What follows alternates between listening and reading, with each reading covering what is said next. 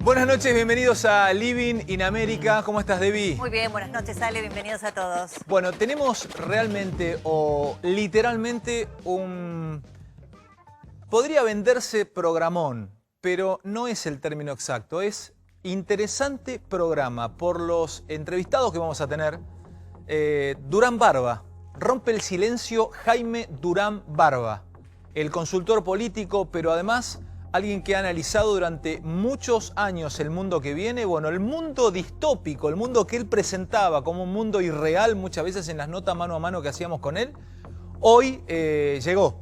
Así que vamos a estar charlando con Jaime Durán Barba. Además, el profesor de Pablo se suma para contar un poquito la cuestión económica, otro muy querido por todos los televidentes de América habitualmente. Y además, Carlos Heller con el tema de la semana, pero además para charlar un poco también del mundo en el que estamos y el mundo que viene, con ideas muy cercanas a las que Carlos tuvo durante mucho tiempo en sus libros. Que hoy se replican en otros economistas de otros extractos ideológicos y políticos, porque bueno, la pandemia así lo quiso, ¿no? Y vamos a actualizar un poquito, Ale, lo que está pasando hoy con el tema de la información y del coronavirus. El reporte diario, te lo actualizo, son 102 casos más, totalizando 2.941, lamentablemente 2 fallecimientos, totalizando 134 en total. ¿Qué vamos a ver a partir del lunes en relación con las acciones del gobierno y la pandemia? ¿Qué estás notando? ¿Que se va lentamente aflojando el tema de cuarentena? ¿Lo afloja el gobierno o lo afloja la gente? No, yo creo que el gobierno no lo afloja ni lo va a aflojar. Me parece que el gobierno encuentra que la cuarentena es la herramienta hasta ahora más eficaz para evitar un verdadero descalabro como el que hemos visto en otras partes del mundo. Me parece que la cuarentena sigue. Lo que sí vamos a ver a partir del lunes es una continuidad de un estado muy presente. Cuando digo un estado muy presente, Ale, me estoy refiriendo a ponerle plata en el bolsillo a dos sectores fundamentalmente, a los más vulnerables, que haya plata en la calle, fundamentalmente comida para estos sectores, porque para cumplir la cuarentena necesitas paz social. Y también para tener paz social tenés que poder pagar los sueldos. De modo que también vamos a ver acciones para las empresas, para las pymes, para que puedan afrontar los pagos de sueldos de aquí en adelante. Ese es el punto que estuvimos discutiendo durante todo el domingo pasado y que hoy ya es tema del día a día, que es la economía ya mezclada con el parate de coronavirus. Dame, Debbie, ¿qué más tenemos que saber? Porque nos vamos a meter en uno de los momentos emotivos del programa, una marca, un sello del Living in America y realmente creo un acierto de producción, acierto total de producción, que es ponerle nombre y apellido, historia a cada uno de los muertos por coronavirus en Argentina. Bueno, que a partir de mañana, antes de pasar a esta historia tan conmovedora, vamos a tener excepciones nuevas, ¿sí? Entonces algunas actividades que van a poder empezar a funcionar. ¿Mañana hay bancos, Debbie? Mañana hay bancos. El tema bancos es un tema muy sensible. Vos sabés que en el gobierno hay enojo por la actitud del Banco Central hasta ahora, ¿no? Como si hubiera sido el Banco Central dirigido por Pese hasta ahora un árbitro más cercano al establishment que al gobierno, así que se le va a pedir al Banco Central que tenga una actitud más proactiva con esta situación de crisis económica producto de la pandemia. Y también lo que te mostraba recién en pantalla, fíjate lo que va a pasar a partir de mañana en Ezeiza. Y esto podría replicarse quizá en otros municipios. El DNI, para poder circular, ya sea caminando o en automóvil, si no sos de los que están exceptuados, esto que esto que está contando Débora, atentos porque va a ser, por algo lo elegimos, uno de los temas de la semana. Según el documento, podés salir o no ya en el municipio de Ezeiza. Claro, esto lo decidieron en el municipio de Ezeiza de este modo. Si vos tenés documento terminado en 0 y 1, podés salir el lunes, ya sea caminando, en tu vehículo, a donde sea, hacer la compra, hacer un pago. Bueno, el martes para los documentos terminados en 2 y en 3, el miércoles 4 y 5, el jueves 6 y 7, el viernes 8 y 9, sábado 0, 1, 2, 3 y 4 y el domingo 5, 6, 7, 8 y 9. ¿Qué quiere decir esto? Algunos intendentes lo interpretaban como una suerte de flexibilización de la cuarentena, pero por el contrario, cuando consulté a las autoridades municipales de Ezeiza me decían que no, que al revés. Vos antes podías salir el lunes a la verdulería, el martes al banco, el miércoles al súper. Ahora no, tenés solamente un día de la semana, de acuerdo a tu terminación del DNI, para poder circular, ya sea caminando o en auto. Esto se podría replicar en otros municipios, así que hay que estar atentos.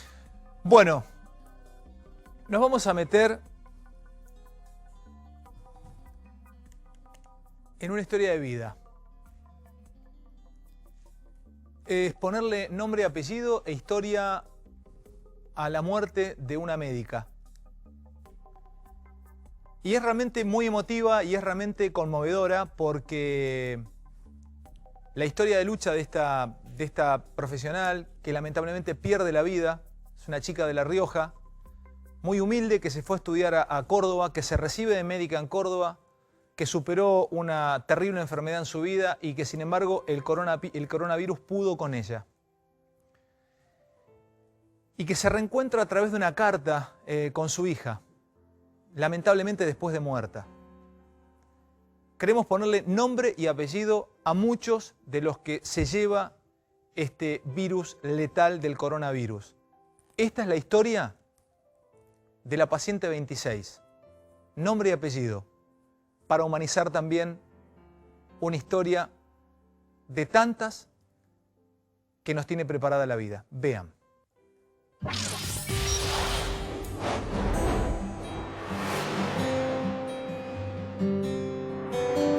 Empezó de muy abajo, nada le fue fácil, en general ni hasta tener hijos le fue fácil. Con mucha ayuda, mucho sacrificio, pudo recibirse. Ella se fue a estudiar a Córdoba, se puso en la cabeza que quería estudiar medicina. Una vez a la semana o 2 veces a la semana iba y limpiaba un edificio y así iba teniendo su platita. Mi hija era la doctora juguete para muchos, para bastantes personas, mi mamá, amiga, y lo que noté que también hasta terapeuta de sus propios, los padres de sus pacientes. Ella fue una persona muy importante para mí, era mi segunda mamá. Gente que solo se acercaba para pedir certificados, pedir remedios, ella los atendía igual, los revisaba igual, tengan obra social o no, no le importaba a mi mamá porque sabía lo que era estar del otro lado. No era una médica de plata, porque ella te atendía a los niños con obra social, sin obra social, sin cobrarte un plus, ¿me entendés? Hasta casi el último día trabajó, o sea, hasta que comenzó a sentir síntomas, mi mamá fue a trabajar, así que murió casi ejerciendo hasta el último día su profesión. No sabemos, nadie sabe, no sabemos si fue en el hospital, si fue estando en su consultorio privado, si fue estando internada, no sabemos. O sea, cada vez que intento hacer como una teoría, llega otra cosa y no es lógico. Recién, al estar internada y al ver la situación, creo que ahí fue consciente que podía morir. No cabía en mi cabeza que mi mamá tenga coronavirus. Era imposible. Si mi mamá no había tenido contacto con alguien que viajó, había tenido muchas reglas de bioseguridad. Ver las cifras, ver esas estadísticas que pasan todo el tiempo en la tele y saber que ella forma parte de esas estadísticas tristes, es muy doloroso para nosotros. La última vez que estuvimos juntas, nos abrazamos, nos besamos y ella me dijo, te amo. Y yo dije, chan, se le despertó la primavera. Y yo le dije, también te amo. Sin saber, después entendí que esa era la última vez que no íbamos a ver. Salió por la puerta, antes de eso yo la quise abrazar porque no quería que la abrace, no quería que la toquemos porque no quería contagiarnos de la neumonía que tenía en su momento. Y lo que fue un último beso, un abrazo, me dijo lo de siempre, te amo, hijo, que Dios te bendiga y te proteja. Y ese fue mis últimas palabras con ella. Tenía muchos sueños, mi mamá, y logró muchos, pero también se quedó a la mitad de otros. Ella luchó por recibirse. Yo estudiaba también en Córdoba con ella, yo estudiaba abogacía y yo no tuve la fuerza de voluntad que tuvo ella, pero porque no aguantaba, ¿me entendés?, pasar necesidades, porque nunca fuimos de plata. Salió de la nada y construyó todo lo que hizo, pudo mejorar su casita, pudo tener familia, todo lo que antes para ella le había dicho que no podía, lo había logrado. por suerte tuvo la oportunidad y la aprovechó. Nos dejó mucho. Nos dejó una casa, nos dejó muchas enseñanzas. Nos dejó mucha gente que nos quiere y que nos apoya. Que dio la vida por su profesión. Dio la vida por su profesión, por su familia y por su paciente. Me gustaría que recuerden a mi mamá como una mujer normal, como todas, como muchas mujeres que trabajan todos los días. Alegre, siempre con una sonrisa, con mucho amor, con mucha entrega, con mucha dedicación. Sí, me gustaría que la recuerden con mucha alegría. Una mujer que se reía tanto, que tiene tanto carisma. Que se acuerden, como yo me acuerdo, de sus risas a carcajadas. Que una salita de primeros auxilios o una calle lleve su nombre. ¿Por qué? Porque es la mejor forma de homenajearla a ella. Porque ella fue buena gente, hizo muchas cosas por los niños.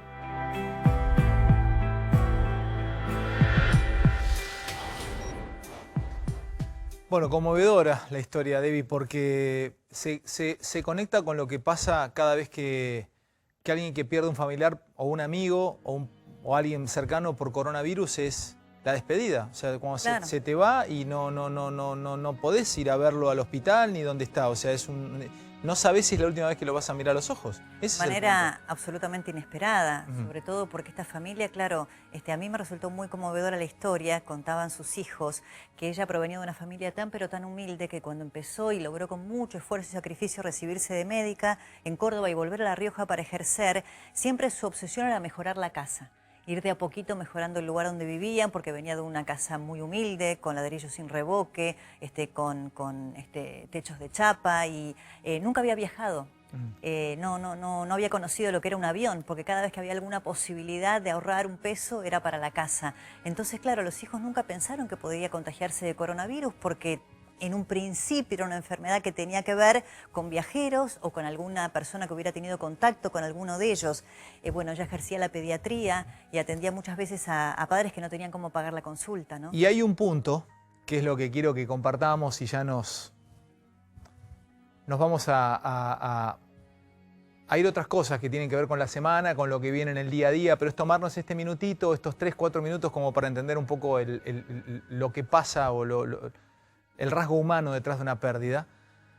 Y es que esta señora, esta médica, Liliana, no paraba de laburar, como dice Débora, y al no poder parar de laburar y al tener 3, 4, 5 trabajos, por ahí también se desconectaba con el ida y vuelta o con el día a día de sus hijos.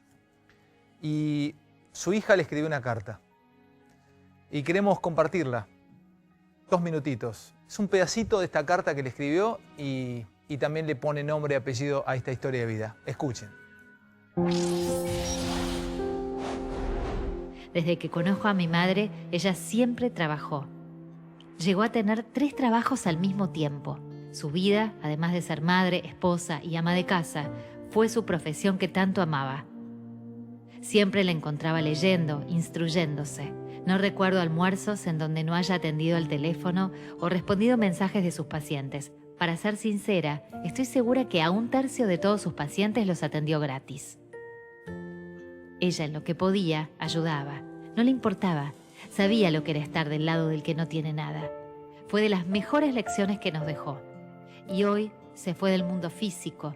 Dejó un posgrado a la mitad, faltando 4 días para mi cumpleaños, para el cual estábamos planeando festejarlo con muchos proyectos por concretar, mucho por vivir. Sé que está a mi lado, pero me duele no verla y darle un último beso, un último abrazo, escuchar su voz, decirle una vez más que estoy orgullosa de ella y que ella me lo diga a mí.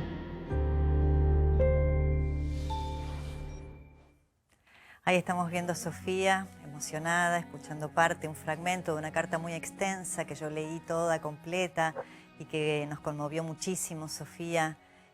Ahí contás un poco la historia de esa mamá que dejó todo por esta profesión, ¿no? Y que hoy ya no está a tu lado. Bueno, acá estamos para escucharte. Buenas noches. Hola, buenas noches. ¿Se escucha bien? Sí, perfecto. Perfecto. Bueno, es un poco lo que decía Débora y un poco un homenaje también a tu vieja. Sí. Fue lo mínimo que podía hacer por mi mamá después de todo lo que pasó acá, que, o sea, ella fue el primer caso de La Rioja y fue un revuelo, mucha gente hablando de mi mamá, muy mal de mi mamá, gente que no la conocía diciendo cosas espantosas, deseándole la muerte, un montón de cosas horribles, tanto que yo tuve que eliminar todas mis redes sociales del teléfono hasta que todo más o menos pasara y fue horrible y creo que encontré la manera de hacer catarsis y hacer que la gente conozca a mi mamá a través de esa carta y funcionó porque mucha gente conoció a mi mamá, se emocionó, Sofi, la gente rascó lo que dije. yo te quería preguntar esto, ¿no? Sumado a lo de mi compañera Débora, es... la de tu vieja fue una historia de vida, como tantos en Argentina. Tu mamá nace en La Rioja, se va a estudiar a Córdoba, se rompe el alma para recibirse de médica, vuelve a La Rioja. Vos seguís su legado, estudiás en Córdoba medicina. Y no, estudio en La Rioja. Estudiás en La Rioja, estás en La Rioja, perdón. Sí. Bueno, pero también esto de tu vieja todo el tiempo estar trabajando en un lado, en el otro, es hasta en un punto... no había tiempo para el día a día, ¿no? Y viene este virus a arrebatarte a tu vieja cuando tal vez más la necesitabas, porque uno siempre necesita a la mamá, pero ya iban a llegar épocas y tiempos para disfrutarte con tu mamá, y fue todo tan rápido. Sí, la verdad que su profesión le sacó mucho tiempo con la familia. Imagínate que para mí olor a mi mamá era olor a hospital. ¿Olor a tu mamá era olor a hospital? Sí, olor a Pervinox, olor a limpio. Ese recuerdo tengo de mi mamá. Yo conocí más a mi mamá una vez que se murió que estando conmigo, por todo lo que me contó la gente, por todo lo que recordé, me contó mi papá. La verdad que fue muy duro, pero yo antes pensaba que era muy distinta de mi mamá, pero hoy me doy cuenta que somos muy parecidos en muchas cosas. Sofi, ¿y qué fue lo que pasó? Porque tu mamá, claro, no había tenido contacto, vos decías no había viajado, en un principio ustedes creyeron que no tuvo contacto con ninguna persona que hubiera estado infectada. ¿Cómo crees que se contagió y qué pasó que se deterioró tan rápido? Mira, sí, yo no sé si tuvo contacto o no, porque hay gente que va y viene de La Rioja todo el tiempo, pero que yo sepa que haya viajado al exterior, no. Pero la verdad que es como una incógnita para todos, porque no sabemos si fue trabajando en el hospital. Ella trabajaba en la parte de auditoría, que no tenía contacto con gente, solo con papeles. A la tarde sí tenía contacto con niños porque trabajaba en su consultorio privado, pero no sé. Los niños son asintomáticos, también eso hay que tener en cuenta. Y también pudo haber sido internada, porque la verdad que mi mamá durmió con mi papá hasta la última noche, que bueno, al otro día la llevó a la clínica y bueno, de ahí no volvió mi mamá, pero o sea, siguieron compartiendo y es muy raro que nadie en mi casa tenga nada, porque todos dimos negativo. Y a mí me preocupaba mi papá porque tiene muchas comorbilidades como para... Sofi, yo te quería, mi duda, y recién lo charlaba con Débora. Débora es mamá y convive con sus hijos. Es justamente la relación, a mí eso es lo que intento entender un poco más de esta enfermedad, que es tan traumática, pero además que no te permite despedirte, porque... Acompañar a tu ser querido, darle la mano. Claro, o sea, fue de un día para el otro, no tuviste la posibilidad de despedirte. Tu hermano creo que sí lo hizo, ¿no? Los dos nos despedimos de mi mamá en la puerta y mi mamá se fue como pudo porque la verdad que ya no entraba mucho oxígeno en sus pulmones, estaba muy agotada. Y nada, como que quise darle un beso y mi mamá me corrió la cara porque no me quería contagiar de nada, de esa neumonía que tenía. Y le dije, le grité un te amo y eso fue lo último. Sofi, quisiste darle un beso y tu viejita te corrió. Como el gesto de amor en ese momento de correrte, ¿vos tenés idea lo que debe haber sentido tu vieja en ese momento como te corre para que no la beses? Sí. Y es muy duro porque yo la última vez que la vi a mi mamá fue conectada a 5 máquinas con respirador.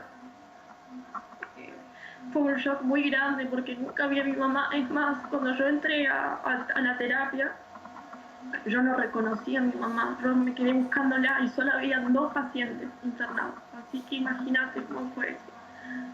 Fue una de las cosas más terroríficas que vi en mi vida, porque nunca me imaginé que mi mamá estuviera así, nunca. Y esa imagen no me la puedo sacar más.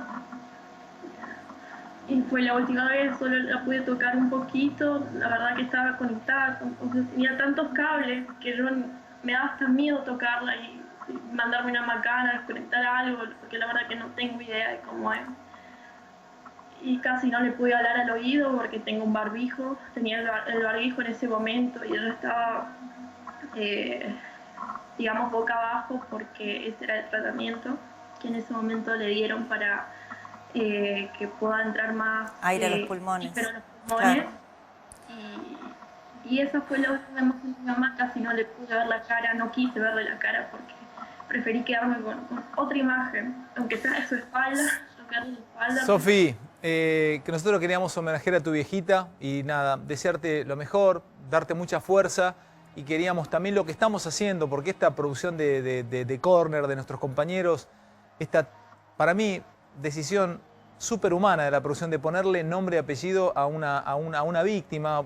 Tiene número, hasta que llega Living in America, tenían número, paciente 26, paciente 22, caso 23, y hoy sabemos que era tu mamá, conocimos un poco la historia de tu mamá, te mandamos un beso muy, muy grande y mucha fuerza que vas a salir adelante.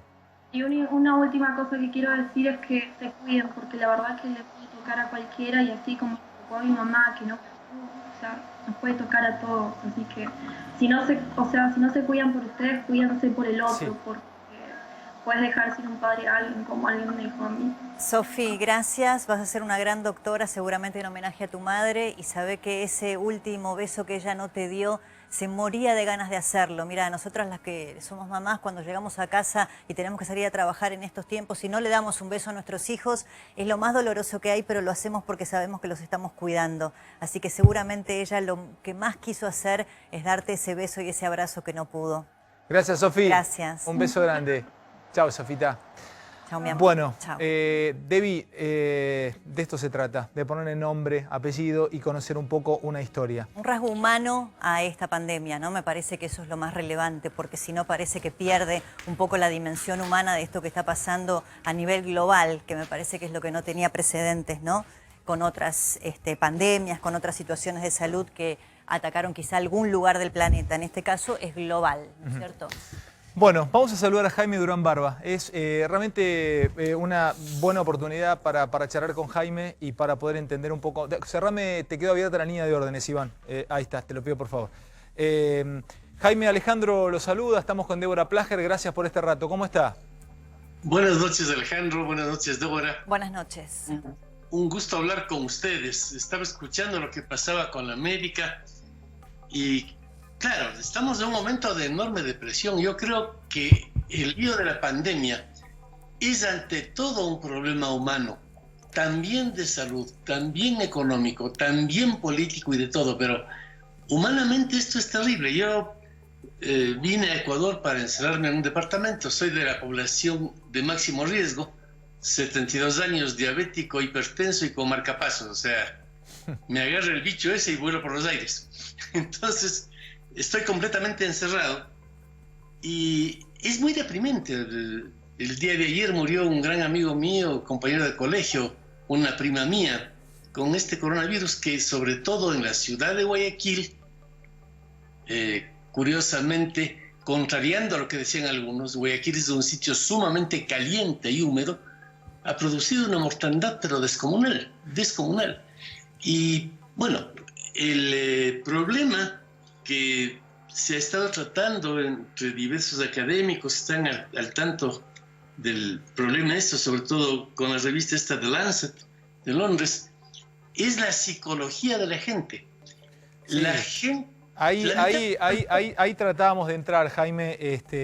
Yo he tenido charlas con usted hablando del mundo que venía o el mundo que podía llegar en 20, 25 años o en 10 años, y ese mundo terminó llegando en 60 días. Un mundo donde mucha gente se está quedando, no sabemos si van a volver a sus puestos de trabajo, no sabemos qué va a pasar con el sistema que regía, un sistema capitalista, se está hablando de renta universal, no sabemos qué va a pasar con las grandes empresas. Antes de hablar un poco de política, una mirada de hasta dónde puede impactar el coronavirus, porque todo se produjo en 60 días, los cambios humanos eran 100, 150 años, acá fueron 40 días. Bueno, yo lo que creo, y lo he mantenido en mi columna de perfil varias veces, es que ya había habido un cambio enorme en la humanidad del cual no se habían percatado sobre todo los líderes políticos. Pero ya estaba el cambio. Desde los libros que sacó Kurzweil en su momento, que sacó Harari, eso está. En este momento la polémica más importante es la que mantienen Byung-Chul Han, el coreano ese que vive en Alemania. Tiene un libro espectacular sobre el coronavirus que se baja gratis además en internet. Y Zizek, sí, el esloveno, sí. El esloveno piensa que es una hecatombe del capitalismo, pero yo creo que es una visión muy anticuada esa. La verdad es que ya venía todo cambiando, ya había todo cambiado. Yo tuve la suerte de conversar con Kurzweil hace 8 años, y cuando él decía que los seres humanos estamos incorporando a las computadoras a nuestro cuerpo, yo le dije, profesor, me parece que es un poco lejana su idea. Me dijo, ¿qué es ese artefacto que está en la mesa? Mi celular. Bueno, ese ya está incorporado a su cuerpo aunque usted no se haya dado cuenta. Ahí está su memoria, su psicología, su agenda, está todo. Ese artefacto es indivisible de su cuerpo ya. Se da la robotización del ser humano, se da la robotización de la producción, del comercio. Cuando uno va a una farmacia en Estados Unidos, de la CVS, pues son computadoras las que cobran, las que mueven todo. Walmart en Estados Unidos no tiene personal para poner productos en las góndolas, ni para cobrar, y ahora tampoco para limpiar. Es la cadena de supermercados más grande del mundo que está completamente robotizada. Ahora, Eso Jaime, Sí, quería, justamente estos autores que usted menciona, también hablan de los liderazgos políticos en estos tiempos y cómo el coronavirus podría modificar algunas cuestiones, por ejemplo, vinculadas con las democracias y el autoritarismo. ¿Qué puede pasar con el control social? Porque lo hemos visto con el terrorismo. Después del 2001, la idea de controlar a los ciudadanos en función de la seguridad nacional. Pero ahora también el coronavirus aparece como un sistema de control ciudadano muy poderoso, ¿no? Y que también me parece que hay que poner el foco en gobiernos que pueden tentarse con esas actitudes autoritarias en función del control de sus ciudadanos. Lo que usted dice, Débora, es muy importante porque lo que ocurrió con el ataque a las Torres Gemelas fue que vino una legislación en Estados Unidos que era para un ratito, controlar el correo, los correos electrónicos, etcétera, pero el ratito se quedó para siempre. En este momento de enorme crisis, esta es la crisis probablemente más grande que haya vivido la humanidad, se están tomando medidas tremendamente autoritarias, de control absoluto de la población. Estaba leyendo ahora un artículo en El País de España acerca de todo lo que está haciendo China, que con drones ahora controla absolutamente todo lo que usted hace, a dónde va, a qué hora, y a través de un parlante le da instrucciones mientras usted está caminando. O sea, hemos llegado al gran hermano en serio. Eso la gente ahora lo aguanta por el coronavirus y por el miedo a la muerte, pero es muy peligroso que estados totalitarios se queden así. De hecho, en Israel y en Hungría, los primeros ministros han asumido todos los poderes y la gente lo ha aguantado. Jaime, ahí me sumo a la interesantísima pregunta de mi compañera. Justamente es una duda que tuvo Kissinger en una columna, creo que del Financial Times hace unos días, o en Wall Street Journal, diciendo que líderes propensos a tomar más poder del que deben tener, empiezan a avasallar garantías individuales o garantías constitucionales de los habitantes de sus suelos. ¿Corremos riesgo de eso también, que se ceben, como decimos en Argentina, muchos y empiecen a pasar por encima de los derechos de la gente, escudados en que si no es la muerte del coronavirus? Sin duda, Alejandro, porque hay el texto este de Owen acerca de en la enfermedad y en el poder, que explica el tema del síndrome de Ubris, que es real. Yo he estado cerca de muchos presidentes y es muy raro el que se escapa de ese endiosamiento. Al cabo de un tiempo los presidentes sienten que todo el mundo les dice: doctor, usted es un genio, doctor, usted es una maravilla, todo el mundo le aplaude y se convencen de que son seres sobrehumanos. ¿Qué ha pasado en esta pandemia? Que varios presidentes, la mayoría, actuaron así. ¿Cómo es posible que asome un bicho que no me obedece si yo soy tan inteligente y tan importante? Soy el presidente de Norteamérica, soy el presidente de Brasil, soy el primer ministro del Reino Unido. No, es una gripe tonta, no pasa nada. Yo soy Superman, no me va a pasar nada. O más grave todavía, lo que pasó en Irán. Irán, en el artículo 2 de la Constitución, se dice que Irán es un país gobernado directamente por Dios. Y el Ayatollah Khamenei es quien ejerce ese poder en nombre de Dios. La brutal contaminación en Irán tiene que ver con la veneración a esta Santa Fátima, hermana del octavo imán Fatimi. La costumbre es lamer las puertas y las paredes y la tumba de la Santa Fátima. Y eso lo hacen como 5.000 personas diariamente. Cuando estaban haciendo eso desde hace meses, la OMC le dijo: no hagan eso, están lamiendo uno tras otro las puertas y el ataúd, van a contaminarse. No, según el Ayatollah Khamenei, los virus no entran en ese sitio porque es un sitio que es casa de Alá. Durán Barba, ¿qué de la actitud de Alberto Fernández, cómo está llevando esto adelante en Argentina? ¿Qué mirada tiene? ¿Cómo lo ve? Yo creo que Alberto Fernández y los políticos argentinos han dado una sorpresiva buena noticia. Porque no es solamente Alberto Fernández, él es el presidente y tiene la batuta. Pero ¿qué habría pasado si Mauricio Macri, cuando era presidente, intentaba hacer algo unificado con la oposición para defender a los argentinos? Cuando la oposición pasaba todos los días en la calle y con un helicóptero insultándole y tratando de derribar al gobierno. Felizmente hubo un presidente civilizado y una oposición civilizada. ¿Qué es lo que tiene que haber cuando hay un desastre de este tamaño? Pero Jaime, esa oposición a la que usted se refiere como civilizada es la que hoy es gobierno, digamos. Usted recién decía a Mauricio Macri lo atacaban o le pasaban por arriba con un helicóptero. Digo, pero esa oposición a la que usted recién criticaba es hoy gobierno, ¿no? La paradoja de lo que usted mismo describe. Pero como gobierno, Alberto Fernández al menos ha portado racional. Ha llamado a los otros líderes, ha tomado actitudes como era necesario tomar. El tema de la pandemia... ¿Macri no hubiera podido?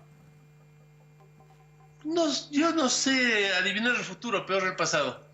Pero habría sido más difícil con una oposición salvaje como la que había.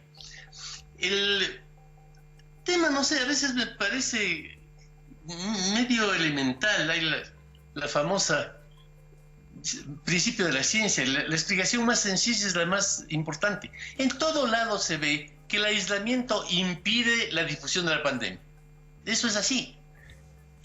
No hay un análisis científico completo de cómo opera este virus, cómo muta, porque hasta donde leo, yo estoy leyendo a tiempo completo, bueno, siempre hago, pero ahora estoy más. El virus que está en España no es exactamente el mismo que estaba en China, ha mutado. Al mutar se hace más difícil lograr una vacuna. No se sabe bien cómo se difunde, no se sabe mayor cosa sobre este bicho. Y entonces, mientras no se sepa más y no haya, en definitiva, una cura y una vacuna, es muy difícil hacer otra cosa que el aislamiento. De hecho, en países en que ha habido el aislamiento, la cosa ha sido controlada. Y Argentina en eso es de las primeras en América Latina. Y yo estuve ahí todavía la última semana de febrero, cuando ya la ciudad de Buenos Aires dijo que había este problema y empezó a tomar medidas sin que exista ni un infectado. Pero eso es lo que había que hacer, tomar medidas antes de que se difunda. ¿Qué pasó en Italia? Tomaron ya medidas cuando se había difundido entre miles y miles de italianos del virus. Lo mismo en España. Y desventuradamente está pasando eso en Estados Unidos, está pasando eso en Brasil, está pasando en México. Andrés Manuel ahora ha tomado una línea de cambio y está tratando de controlar la situación. Pero estuvo él mismo participando de manifestaciones con la gente y abrazándose durante semanas. Jaime, yo le quiero preguntar sobre el silencio de Mauricio Macri. Yo no sé si usted sigue trabajando, si está cerca de Mauricio, si es amigo de Mauricio. ¿Lo aconseja que no hable? ¿Habla con él habitualmente? Porque acá nos sorprendimos con unas definiciones que muchos tomaron a favor del gobierno de Alberto Fernández y había mucho votante del PRO que estaba, de Cambiemos, que estaba enojado con usted. ¿Habla con Mauricio? ¿Le aconsejó ese silencio a Mauricio usted? A ver, yo no veo por qué tiene que hablar Mauricio. No es médico ni funcionario. Bueno, los expresidentes, en los demás países, los expresidentes tienen un rol quizá relevante frente a la opinión pública, a lo mejor. No le oí hablar a Peña Nieto en México, no le oí hablar a Obama en Estados Unidos, ni en ningún sitio del mundo. En México hay 6 expresidentes con los cuales tengo buena amistad con todos. Ninguno ha hablado, ni una palabra. Bueno, pero él dijo que era el líder de la oposición o intentó posicionarse como tal cuando dejó el gobierno. No sé si intente eso, nada más sería totalmente inútil. ¿A quién le sirve ser líder de la oposición? No creo. Con Mauricio tengo relación, obviamente lo estimo mucho, pero no tengo un contacto frecuente como el que tuve siempre. ¿Y con gente del PRO tampoco? ¿Con otros líderes del espacio? Contacto permanente no. Tengo buena amistad con muchos del PRO, de fuera del PRO, y yo tengo mi corazón en la Argentina. Acá veo solamente televisión argentina, por cierto, les veo a ustedes siempre. Estoy trabajando muy íntimamente con Perfil, traduzco artículos, por cierto. En mi página de Facebook, que es lo único que tengo ahora, que he tenido yo, escribo mucho sobre tecnología, pero tengo 72 años, entonces no sé cómo funciona el Twitter ni esa cosa. Pero en mi página de Facebook, ¿qué estoy haciendo ahorita? Estoy recogiendo todas las cosas importantes que se publican en el mundo, entre ellos links para bajarse gratuitamente libros de este momento, que se están escribiendo en este momento, para que la gente los pueda usar. Entonces estoy poniendo eso en mi página de Facebook y aprovecho para hacer propaganda de eso. No gano nada, pero es mi colaboración, Jaime, para que la gente tenga más material. Usted recién dijo que le parecía adecuado lo que estaba haciendo el gobierno de Alberto Fernández, que probablemente el gobierno de Macri no hubiese podido hacerlo porque se necesita cohesión y unidad, y la oposición que Macri tuvo era una oposición muy dura. Y le quería preguntar en ese sentido si cree, mirando un poquito para adelante, es difícil hoy verlo porque estamos en el medio de una pandemia mundial, si cree que el peronismo llegó para quedarse por muchos años en la Argentina, o ve en esa oposición con la cual usted trabajó tanto tiempo una posibilidad de alternancia. Yo creo que lo que se viene es un mundo completamente distinto y no creo que Argentina pueda ser la única que se quede en el siglo XX. Hay un nuevo tipo de liderazgo del cual venimos hablando y estudiando desde hace mucho tiempo, que es el que se necesita. Los líderes actuales, estos líderes mesiánicos, y casi todos se comportaron así, demostraron la inutilidad de su prepotencia. Eso le pasó dramáticamente a Johnson, que después de reírse de la gripe terminó en cuidados intensivos en Londres. Lo del presidente Trump yo creo que va a ser sumamente grave. No veo fácil que él logre la reelección. Es muy difícil que logre la reelección. Cuando antes del coronavirus iba primero en los sondeos, ¿no? Lejos. Era imparable. Y en ese momento parecía que Sanders iba a ser el candidato demócrata. Pero ¿qué pasa? Cuando ya empieza el coronavirus, muchas primarias demócratas se viran hacia Biden porque los demócratas lo que sienten es que se necesita un presidente, por poner algún mote, más centrista, más moderado. Yo necesito... Muy radical. Necesito volverlo un instante al día a día, a nuestra... Está viéndolo mucha gente en Argentina y hay muchos que quieren tener una opinión también al respecto, y su declaración recién sobre que Mauricio, o sobre que Macri no tiene que por qué hablar porque no es ni funcionario ni gobernante en este momento. Bueno, Mauricio hizo una declaración, para algunos un poco polémica, que el populismo es peor que el coronavirus. ¿No es una manera esa de participar y de meter un poquito de brasa o leña al fuego. Jaime, ¿cómo lo interpreta? ¿O está permitido ese tipo de declaraciones? Supongo que sí, pero no veo qué saca con eso. ¿No veo qué? ¿Qué saca con eso? A la gente le importa un rábano ahorita lo que dicen los políticos. La gente no quiere morir si no quiere que muera su papá. En eso estamos. Repítame eso. ¿A la gente le importa un rabanito lo que digan los políticos? ¿Lo que no quiere es morirse ni que se le muera el padre? Claro, hemos hecho una encuesta nosotros en Buenos Aires, en Quito, en Guayaquil y en México, hecha por nuestra misma empresa. ¿Y qué dice? En todo lado hay 2 o 3 datos que son interesantes. El uno, la gente está aterrada. Pero Jaime, una cosa, escúcheme. Sale Alberto Fernández, 63 puntos de rating. No lo tuvo nunca en la historia un presidente en los últimos años, por lo menos de la democracia acá. Arrasa, donde habla, vuelan los números, o sea que evidentemente y un dato más te aporto. Interesa lo que, perdón, Debbie, interesa cuando habla. No solamente eso, sino que además tiene índices de popularidad y de imagen positivas históricos para la Argentina. Pero más allá exacto, Debbie, pero cuando habla, de la pandemia, evidentemente interesa cuando habla Alberto Fernández, porque si no, no me diría 63 puntos, Jaime, 63. Pero no hay duda, Fernández y Larreta están en las nubes, ambos, con unos puntajes brutales. Pero no porque son Fernández o Larreta, sino porque están hablando de lo que a la gente le importa. Nosotros siempre decimos, si usted es político, y también si es que es periodista, hable de aquello que a la gente le quita el sueño. Es lo importante. Y a la gente le está quitando el sueño en el mundo, no solamente en Argentina, la enfermedad. Quería dar 2 o 3 vueltas a ese dato. Lo que se ve es pánico, no tanto pánico a ser infectado uno mismo. Alrededor del 60% en las 4 ciudades, Guayaquil, Quito, México y Buenos Aires, tiene miedo de infectarse a sí mismo. Pero el 90% dice que tiene algún adulto mayor que es su pariente, su amigo, y teme que ese adulto se muera. Entonces, un miedo muy grande de protección hacia los mayores. ¿Y dónde está lo económico? ¿Dónde está lo económico en los miedos? Porque, Jaime, yo le voy a contar qué ha pasado en el último tiempo acá. Muchos salieron a la calle aún estando en cuarentena. La sensación es que muchos decidieron, sobre todo aquel que es cuentapropista. ¿Qué pasa cuando aprieta el bolsillo, pero también está el miedo a morir por coronavirus? ¿Qué vence ahí? ¿Qué miedo vence? Sin duda el miedo a la muerte. O sea, yo no digo que esté bien no sé. Yo creo que lo económico es gravísimo y que no se puede afrontar estos problemas sucesivamente. Primero la pandemia, después la economía, después la psicología de la gente. Yo creo que hay que hacerlo todo, pero a la gente lo que le asusta este momento es la muerte. Eso nos pasa a todos los seres vivos y a los seres humanos siempre. O sea que el político, perdón, Jaime, el político que logre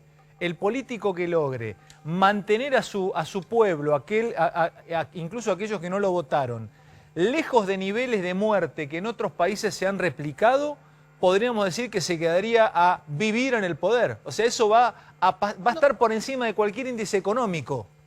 Nada es eterno, pero en este momento, cuando usted me dice que cuando habla Fernández, todo el mundo le oye, le digo sí. Y cuando habla Larreta también. Ahora, si salieran a hablar de que han cambiado el estatuto del Partido Justicialista o del PRO, la gente le paga el canal ese rato.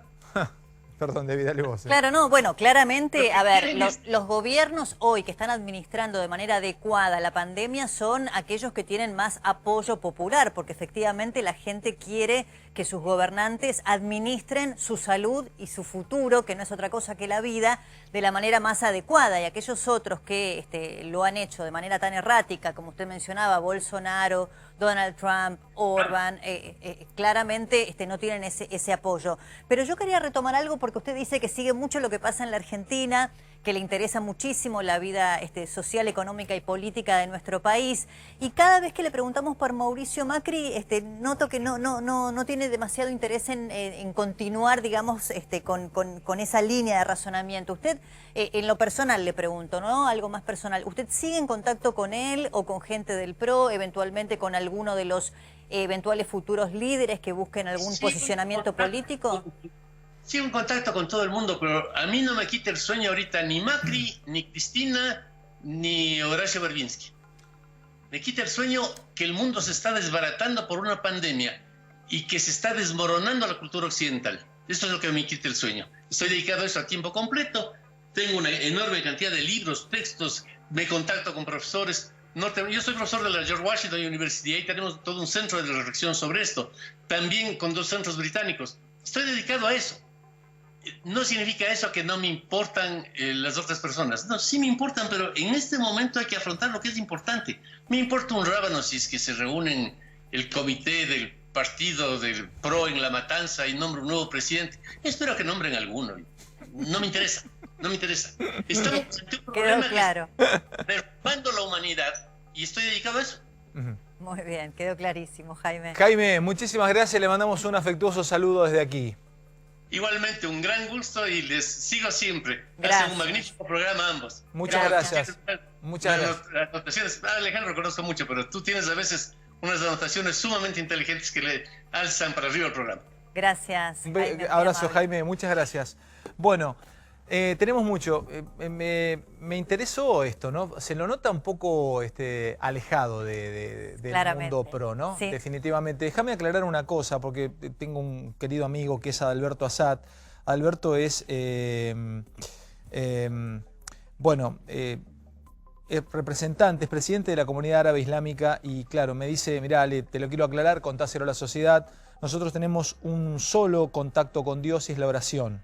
Hay un solo Dios y no tenemos representantes de Dios en la tierra. Dios es único, dice Adalberto. Bueno, está bueno también aclararlo. Hay una comunidad muy grande islámica en Argentina y está bueno hacer la aclaración. Parece que lo que decía Jaime hablaba de la República Teocrática de Irán. Sí. Claramente es no hablaba de las democracias, está bien, sino pero de nunca está de más. Y hoy los ritos religiosos, realmente todos, absolutamente todos, no solamente el Islam, están en jaque porque tienen que indefectiblemente cambiar con costumbres ancestrales para preservar la vida de sus pueblos, ¿no? Nos metemos con un informe muy interesante que vas a presentar y tiene que ver con el Hospital Muñiz. Sí. Y ya llega el profe de Pablo y ya nos vamos a meter con Carlos Heller. Vamos a charlar con Carlos Heller. El impuesto a la riqueza, pero además una mirada global, la de Heller, que me interesará tener, nos va a interesar tener con Débora, y con el profe de Pablo, hablar del peso, de la inflación, de la economía, de lo que viene, todo tuyo, Debbie. Me parece que van a estar más cerca que nunca, Heller y de Pablo. Es un anticipo. ¿Te parece? Sí, me parece que el coronavirus ha hecho que muchas ideologías queden de lado,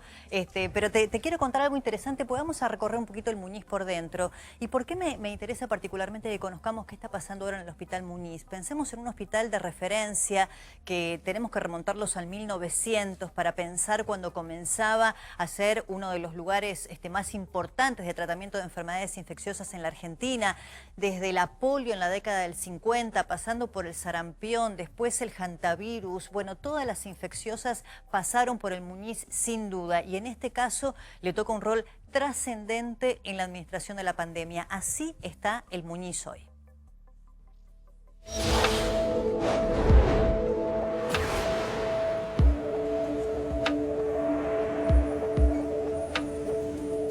Con relación al coronavirus tuvimos que restringir las visitas acá porque cuanto menos gente esté en contacto con el virus, mejor. Si bien es bastante problemático porque pienso que estar solo no debe ser gratificante para nadie, lamentablemente tienen que estar aislados. Entonces las visitas afectivas no suceden.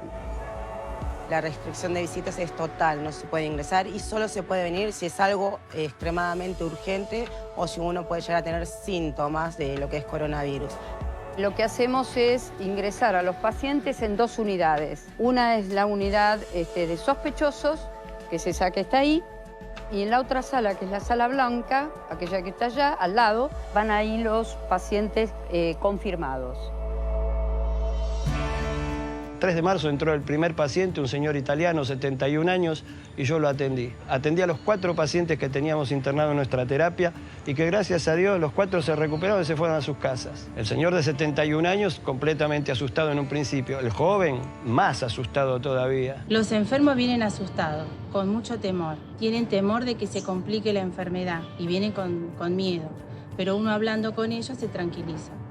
Necesitan el contacto con nosotros. Como soy más viejo, tengo quizá un poco más de experiencia de vida, entonces, bueno, me tocó agarrar y decirle, no, hijo, quédate tranquilo. Tratar de conciliar, de que aceptara su enfermedad, pero que no se asustase. Es decir, que esperase, que tratase de mantener la calma. Es muy difícil. Con respecto a la capacidad que tiene el hospital, nosotros por ahora en esta primera etapa están estas 2 unidades. El hospital cuenta con 354 en realidad, pero bueno, son más o menos 350 camas. Se está preparando lo que se llama el pabellón Koch y allí tienen más de 250 camas que están preparando y están arreglando los diferentes pisos para albergar la cantidad de gente que pueda estar enferma. Solamente los enfermos, ¿no? Leves. Los graves siempre es terapia intensiva. Esta es una enfermedad muy dinámica y por ahí lo que yo estoy diciendo hoy, por ahí cambia mañana porque se hace, en realidad es para no cometer errores, para mejorar. No es que uno no sabe lo que está haciendo, uno sabe lo que está haciendo en el día a día. Si bien nosotros estamos muy acostumbrados a trabajar con pacientes infectocontagiosos o infecciosos solamente, de todas maneras hay preocupación. Claro que la hay, uno ve a diario, qué sé yo, por ejemplo en el Chaco ha fallecido un personal de salud, en Neuquén también ha fallecido, o sea que no es que no hay preocupación, pero tratamos de ocuparnos de esa preocupación. Nosotros estamos entrenados para esto, es algo que habitualmente hacemos, protegernos y tener precauciones para patologías infectocontagiosas. Sí, particularmente en esta enfermedad es más popular. Hay algunas personas por ahí que te preguntan cómo nos cuidamos nosotros, cómo es acá adentro. Cuando vengan los próximos meses, que son fríos, se va a seguir internando. Lo que sí va a haber otras estrategias. Ya no van a poder ingresar todos acá, porque nos van a superar. Va a ser mucha más cantidad de gente que se enferme. Si me preguntás si tengo miedo, no tengo miedo. Ya me lo preguntaron muchas veces y me sorprende que me lo pregunten. No tengo miedo. Vamos a ver de qué se trata. La idea es que la gente esté a esta hora aplaudiendo y mucho en la calle. Los vecinos, al contrario, nos saludan más. Bien, lo toman bien, ¿no? No sé, a mí me han felicitado. Están valorando mucho más la salud ahora. Y la verdad que la atención de los médicos y de los enfermeros no... Voy a estar eternamente agradecida hacia ellos. Era jovencita y decía que trabajaba en el Muñiz, me decían familiares, amigos, conocidos, circunstanciales, me decían que cómo podía trabajar en el Hospital Muñiz. Y yo no entendía muy bien qué era lo que me decían, porque la verdad que para mí era un placer trabajar en el Hospital Muñiz y un orgullo. Y actualmente siento mucho agradecimiento.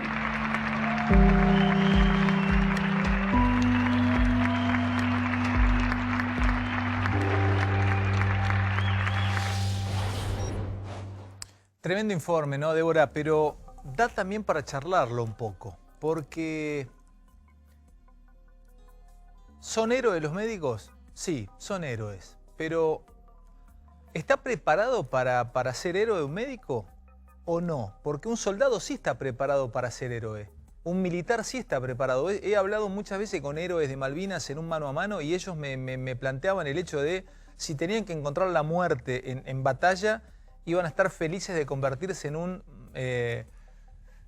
monumento en su pueblo, como una vez me dijo alguien. Pero ellos no, claro, ellos bueno, son médicos. pero ellos sabían cuál era su frente no pierden de la batalla, suya. cuál era el campo de acción. Acá el médico está permanentemente en el frente de batalla, en este caso con el coronavirus que tiene tan alta contagiosidad. A mí lo que me parece un poco paradójico del informe que termina con los aplausos que se dan todos los días a las 9 de la noche a los médicos es que por un lado tenés gente que le pone cartelitos en los ascensores diciéndoles que no entren si son médicos o enfermeros porque pueden contagiar, que son canallas realmente, son los menos, pero pasa. Y hasta que llegó el coronavirus no nos enteramos que eran un sector de la sociedad al que teníamos que mirar con tanta atención, que había que pagarle mejor. Charlemos este concepto, que me interesa mucho, a ver si me ayudas a entenderlo. Porque no lo tengo claro. No tengo claro el concepto de si realmente debemos transformar, porque es una carga muy pesada. Los médicos que nos están viendo del otro lado ahora, seguramente, no sé si todos, pero alguno podrá decir, la verdad, yo no tengo ganas de perder mi vida heroicamente en la guardia del Muñiz porque me dieron un barbijo que no funciona o no tengo los suficientes elementos. Hubo un video que yo no sé si fue finalmente de esta época o qué, de una enfermera quejándose que no tenían los elementos y que de esa manera no iban a trabajar más. Digo, ¿por qué tenemos que...? Yo los aplaudo todos los días a las 9 de la noche, pero ¿es justo que los mandemos a ellos y le digamos, le carguemos sobre las espaldas todas las noches, a las 9 de la noche, son nuestros héroes, son nuestros héroes. Tenés que mandar con municiones, como el claro, batalla, lo tenés que mandar con el chaleco. Bueno, acá es lo mismo. Vos fíjate que todo el equipo de protección tiene que ser 100% administrado de manera adecuada, porque tuviste esta semana el Subizarreta, con 20 médicos que pasaron esta cuarentena, con la jefa de la terapia intensiva neonatal enferma, tuviste el Centro Norte de Villa Adelina, tuviste el otro hospital de San Martín, el Belgrano, si no me equivoco. Entonces tenés muchos centros de salud con profesionales infectados, el caso de Chaco, emblemático. Entonces me parece que hay que poner el foco ahí en los profesionales de la salud, porque cuando hablamos de insumos, de tener respiradores, tener camas, lo que tenés que también tener es personal y capacidad técnica y humana para poder afrontar el coronavirus. Entonces hay que poner el foco en los médicos. Bueno, nos vamos a meter a charlar con Heller cuando producción nos diga, ya lo vamos a tener, lo vamos a saludar a Carlos. Es uno de los hombres de la semana y ha sido uno de los hombres de la semana, pero yo creo que se desaprovecha Heller hablando solamente de este impuesto a la riqueza o de la ley que se va a debatir o se va a sacar. Se lo desaprovecha porque es una persona con la cual podemos hablar del mundo que viene o también hablar de economía a nivel global.